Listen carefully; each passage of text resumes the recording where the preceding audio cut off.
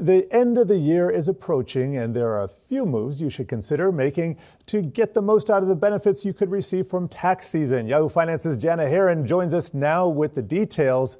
Janna. Hi, thank you for having me. Yeah, so I think one of the big ones for our audience is, given the stock market volatility, is selling some of those investment losers before the year end, and you can use those capital losses to offset any capital gains. And then if you have more capital losses than you do gains, which might happen, I'm talking to crypto investors maybe, Yes. up to $3,000 of those losses can be used to reduce other income. And then if you have even more losses than that, you can carry those extra losses forward for future years. So that's one great way to capitalize on what may not have been a great year for your investments. The other thing I like to do, and this is for people, even if they don't itemize, is contribute to your traditional IRA or to a health savings account. And those contributions can be tax deductible.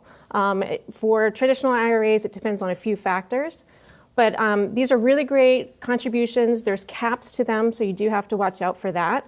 But there are three things I really love about these moves. First, you don't need to itemize your taxes, so anybody who takes a standard deduction can use this. Two, they help with your retirement savings. We all know people haven't saved enough. Well, this will get you further.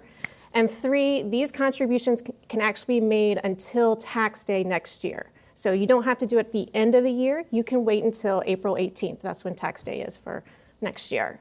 For those who itemize their taxes, that's not as many Americans. There are a few things you can do.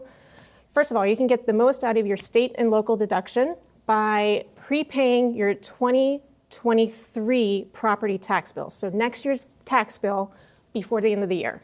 And then you can, if your state allows it, and then you can use that for your state and local tax deduction. Another homeowner tip here is you can pay your January mortgage payment before the end of the year. Then that can help maximize the mortgage interest deduction that you can take.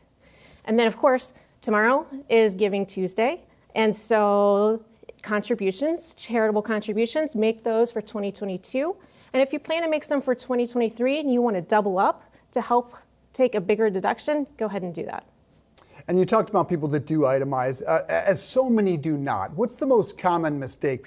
Look, a lot of people just say it's not worth the headache to me. What are the most common misses that people should itemize, that should take a little bit of extra time?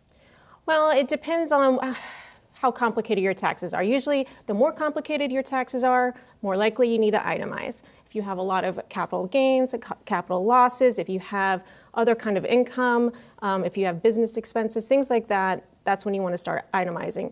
Also, if you had a huge health event and you have a lot of unreimbursed medical expenses, if those exceed your 7.5% of your adjusted gross income, then you can deduct those costs. So that's something to add up, and that's only for itemizers. All right, we got to leave it there. The itemizing is never fun. I try to keep it as simple as possible. Don't even own a house, but we'll see how it works out next year for me.